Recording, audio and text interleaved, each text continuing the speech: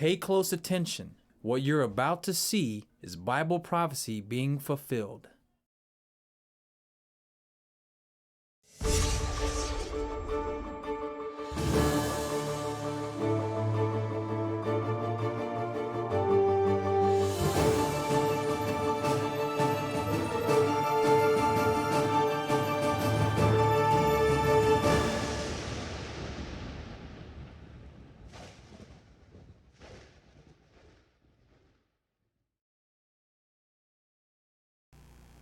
Welcome to another edition of YPN News, bringing you news as it relates to Bible prophecy and foretold by Yeshua Hawkins. Well, judging by today's news, it would seem as though the nations are angry, but in the midst of all that, you got one world leader stating that he's actually the chosen one. At least that's how he thinks about himself.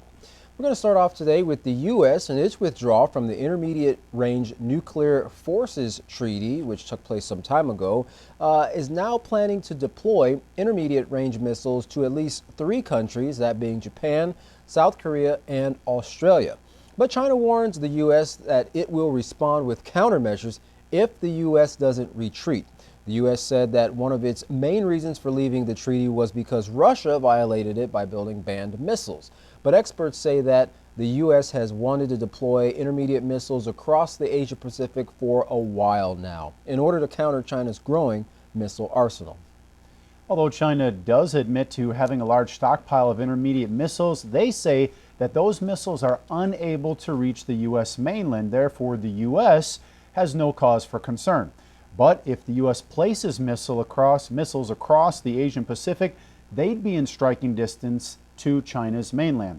Andrea Thompson, the Undersecretary for Arms Control and International Affairs with the U.S. Department of State, said any decision made in the region will be done in consultation with our allies. This is not a U.S. unilateral decision. Well, China has vowed to retaliate against any country if the U.S. or any other country hosts U.S. missiles. Measures could include economic boycott all the way up to sanctions. Well, Fu Kong, Director General of the Chinese Department of Arms Control, said, "We call on the U.S. to exercise restraint, and I also want to make one point absolutely clear." He said, "China will not stand idly by, and we're forced to take countermeasures should the U.S. deploy intermediate ground-based missiles in this part of the world." So very serious talk he's giving there. Well, the U.S. plans to hold talks later with Russia on arms reduction and has invited China to the table. But China says that it doesn't think that it's fair for China to have to participate in an arms reduction agreement. Now, experts say that the U.S. leaving the INF has put the future of arms control agreements in a bad place. And of course, we've mentioned how now it's become a big another arms race with everybody trying to develop these the missiles that were previously banned by that INF treaty. Well, in regards to the ongoing tit-for-tat between the U.S. and China and this economic trade war, China plans to release its list of new tariffs placed on the U.S. in retaliation for their latest round of tariffs. But it doesn't stop there, as the U.S. is accusing China of blocking nations within the South China Sea, that much contested area there that we've talked about many times before. They're trying to block them from accessing billions or trillions of gallons of oil and natural gas from the sea. Now, the Trump administration plans to send the U.S. Navy there for drills, while China claims that area is their territorial waters. Well, in response, China has placed small military installations on those tiny islands in the South China Sea to protect its interests. Now, experts say that the main interest in the South China Sea is the untapped trillions of barrels of oil that China is keeping from the people of Vietnam from accessing, and that the U.S. promotes itself as the official policeman of the world, and other nations are standing up and saying no. So, of course, the U.S. wouldn't want China to get their hands on that because that would very much boost their economy, which, they don't want to see. And, of course, the U.S. always has its own interest in the oil and the gas reserves. That's right. Well, the U.S. calls for an international coalition to help secure the Strait of Hormuz as American and British vessels have been deployed in the Gulf. Iran's Foreign Minister Javad Zarif said The Gulf is a small body of water, and the more foreign vessels you have in this body of water, the less secure it is for everybody.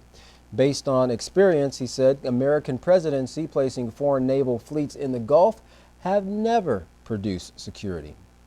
Well, this started when President Trump pulled out of the Iran nuclear deal and put economic sanctions on Iran, which sent inflation soaring and causing its economy to struggle. Now, Iran defiantly accuses the U.S. and its allies in the Middle East of trying to undermine their country. As Zarif said, Iran spent last year $16 billion on all of its military, while other countries in the region spent upwards of $80 billion on their military. So the threat comes from the U.S. pouring weapons into this region, making it a tinderbox ready to blow up. Interesting choice of words there that he had. That's right. Well, the EU has devised methods to bypass U.S. sanctions if the nuclear deal doesn't hold up. Iran warns that if the sanctions continue, they will begin enriching uranium beyond the limit agreed upon in the terms of the original 2015 deal. And of course, we're seeing a little bit of that take place with the sanctions being placed on them and the buildup in the Gulf and in that region, trying to, as the U.S. says, secure the Strait of Hormuz because it's a very busy, highly traveled area. But also, the U.S. recently sent Mike Pompeo to discuss matters concerning that area and sanctions with Iran, to basically keep that message constantly flowing that this is what we're expecting, and if you don't do it, and if anybody else joins you in fighting against us in this regard, there are going to be consequences. We're going to turn over to our field correspondent, Larry McGee, who has more for us on this developing topic, ongoing topic. Larry, what do you have for us?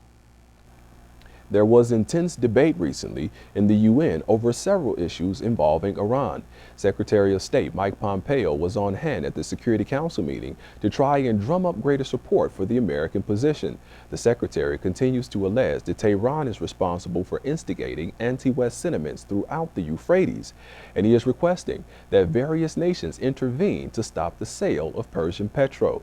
Some of Secretary Pompeo's strongest words were reserved for the UN embargo on weapons sales to Iran, which is due to expire towards the latter part of 2020.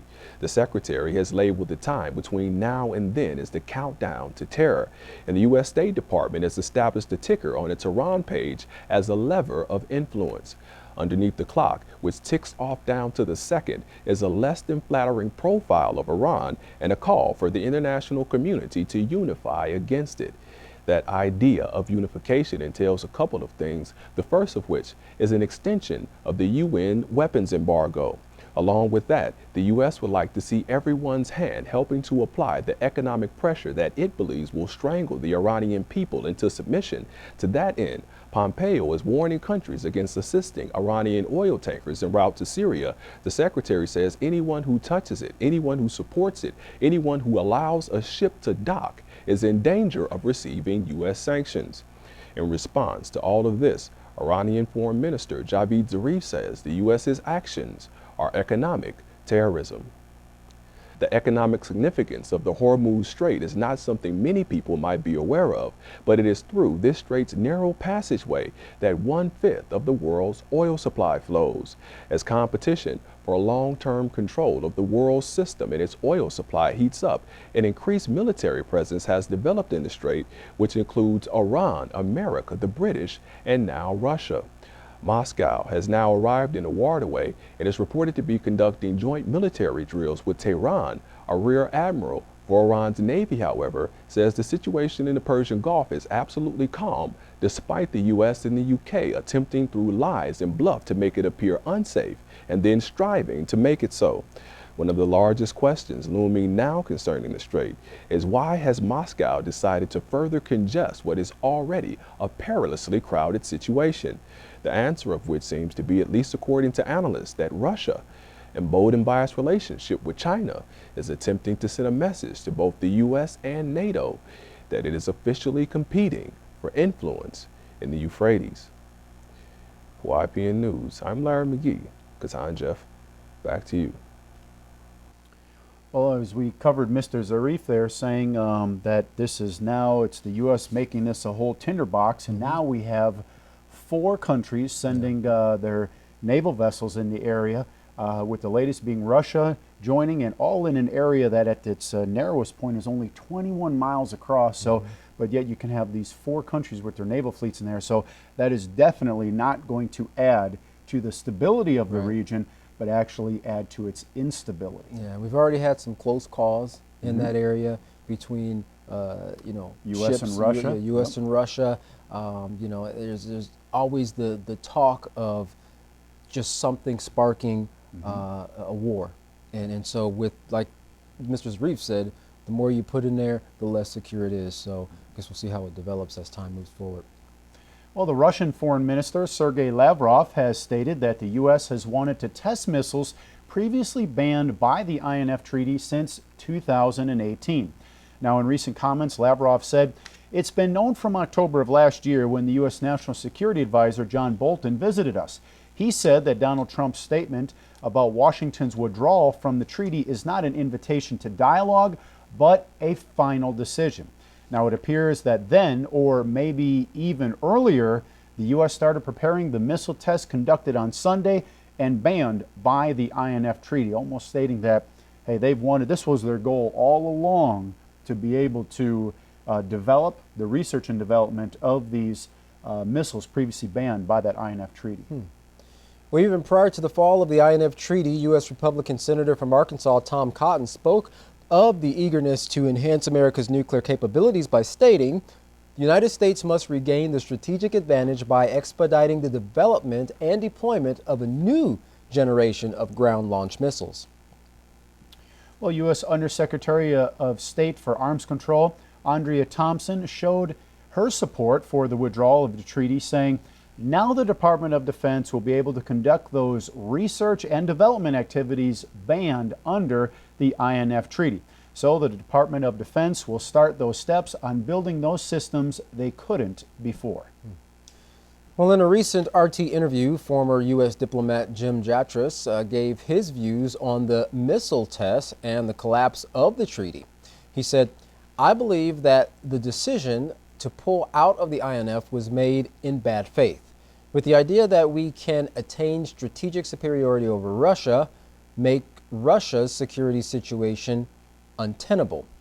He went on to say, "And I think the speed with which this test was made is indicative, not proof, but indicative that that was the agenda all along."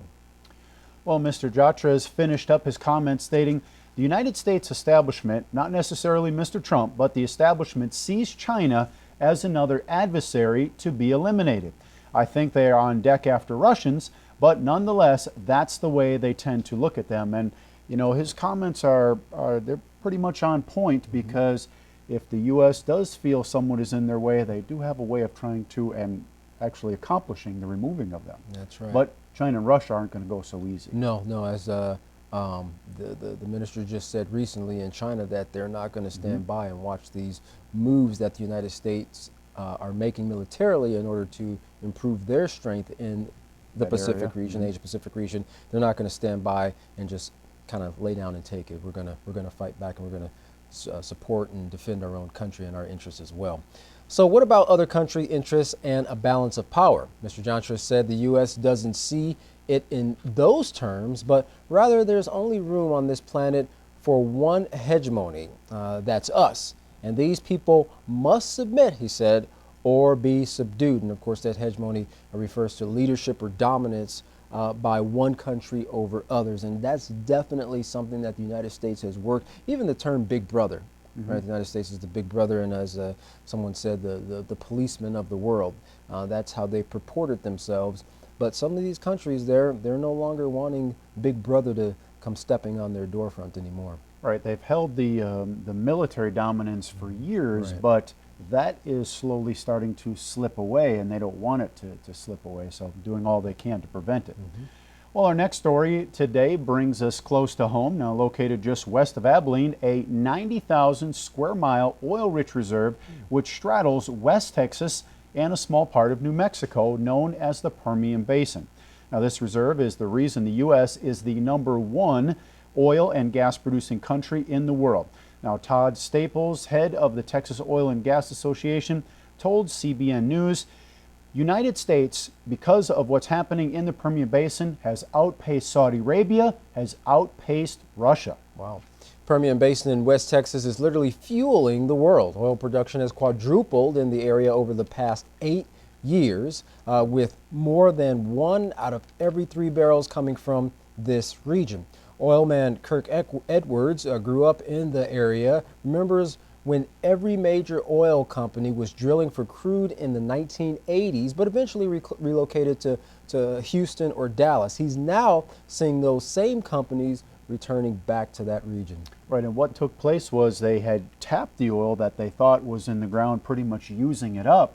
So they moved out, but now through what we're going to talk about, a technology, they figured out a way to bring that oil, not bring it back, but as we know, the oil replenishes itself and they can access oil that they previously couldn't. Well, Edwards says everyone has been surprised by the volume these formations have produced, and what has changed the game for oil companies? Fracking. Well, the technology blasts tiny holes filled with oil out of the rock and gets to it via horizontal drilling. Now, even though the rock has always been there, the ability to go horizontally through it has opened up a whole new area of production. This technique has caused crude oil production in the Permian Basin to double in the last 4 years and could rise another 50% over the next 4. Despite the increased production, Texans are not calling this a boom, but rather a stable environment. The stable environment might give some the impression of a California gold rush, but Midland and Odessa have the nation's lowest unemployment rates and the hottest housing market. So in the town of Pecos, McDonald's starting pay is up to $18 an hour. Well, the oil industry operates 6 and sometimes 7 days a week with the goal of never shutting down production. Now, all of this not only means affordable oil and gas for everyday Americans in the future, but record-breaking oil production through the next decade, with high rates continuing another 20 years. Now, plus in 2020, the U.S. will become a net energy exporter for the first time in 70 years, which that alone is a milestone, and it means that the U.S. will export more energy than they import, which is expected to last all the way through 2050. So that's definitely a change from what was previously, the U.S. importing. Now, it's turning around, so definitely playing the big game there. Nice to see those gas prices go down at the pump a little bit more. Todd Staples, head of the Texas Oil and Gas, told CBN News, it's been a game changer. It's changed our globe. It's changed the conversation. It's changed the geopolitical environment. This energy dominance also provides both strength and calmness internationally. Well, from an interview with CBN News, economist Nick Loris with Washington's Heritage Foundation said, the stability of our oil markets is incredible. If you think about the drone strikes and some of the instances that have taken place in the Middle East, the collapse of the Venezuelan oil market, there's all sorts of these activities that usually results in some sort of supply shock and subsequently increases in prices. And what we really haven't seen that, because there's so much oil in the marketplace now, with the United States being the largest producer.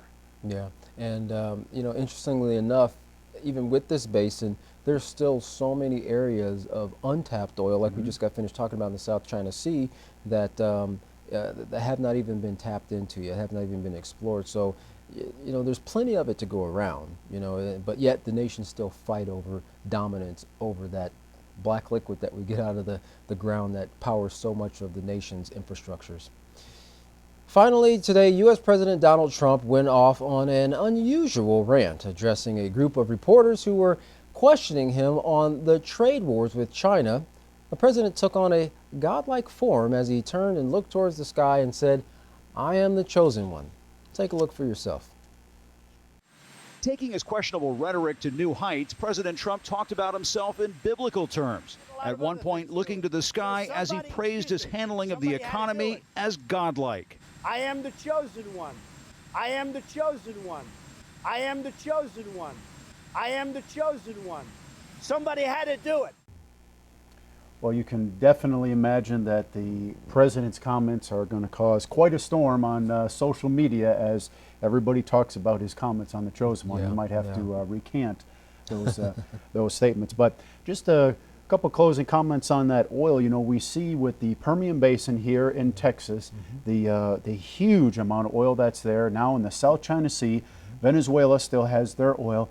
You would think that there would be enough oil to go around that could help all these countries, even helping Taiwan build up their country.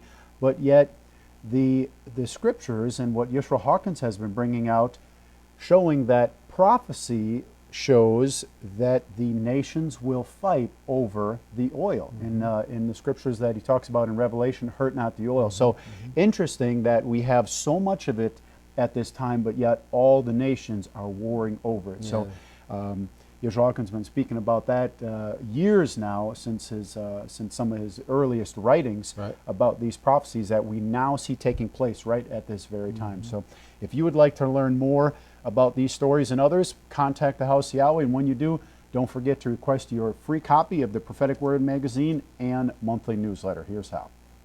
To contact the House of Yahweh, you can write them at the House of Yahweh, P.O. Box 2498, Abilene, Texas 79604. You can call them at 1-800-613-9494. Visit them on any of their websites by going to Yahweh.com, YisraelHawkins.com, or Yahweh'sBranch.com. You can visit our website by going to YPNnews.com. You can also email them at info@yahweh.com. For all calls outside the United States, please dial the number on your screen. And of course, don't forget the Yisrael Says and Ask Yisrael program, free and available 24 hours a day, 7 days a week, online for you to aid in studying your Holy Scriptures. You can find those two programs, very essential, by going to YisraelSays.com and AskYisrael.com. Well, don't go anywhere. Up next, another exciting message from Yisrael Hawkins. From all of us here at YPN News, I'm Jeffrey Heimerman. And I'm Katan Alexander. Thanks for watching.